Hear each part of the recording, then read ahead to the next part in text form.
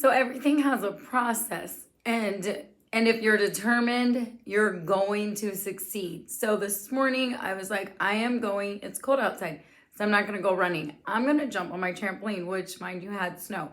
So my thing was like, oh, okay, I'll just wear my slippers and then my socks won't get wet. Well, when I was out there, I shortly realized, oh, now it's like sliding, like ice skating, and I'm gonna slip. So then I took off my slippers, and then my socks, that was working, and then they started getting really cold, and then I started slipping kind of on that. So then my socks came off. Then my feet got really cold, and it was like I might die one day because my mind is so strong. And then I was like at a 10 where it's like you're gonna throw up. You know, when they say you work out so much that you're gonna throw up. But I didn't feel like I worked out. I just felt like I pushed myself enough.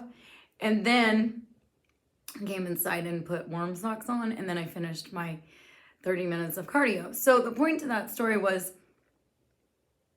taking the next step. Everything in life is a process, and you can't see the full picture. And even like whatever you're trying to do in life right now, it's one step at a time. So whatever it is, you just take that next step. So maybe you have a full day ahead of you and you're like, oh my gosh, it's really overwhelming to look that I have to do all this stuff.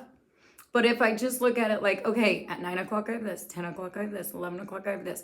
Or say it's a process where you're like doing something and you're like, okay, well, first whatever it is, I write the contract, or first I see a lawyer. Like, you just take that next step, whatever that step is. So stay on what is next, not like this whole thing, because you could overwhelm yourself. How determined are you? Are you going to take the next step, or are you just going to stay stagnant, or are you just not even going to do it? The choice is always yours.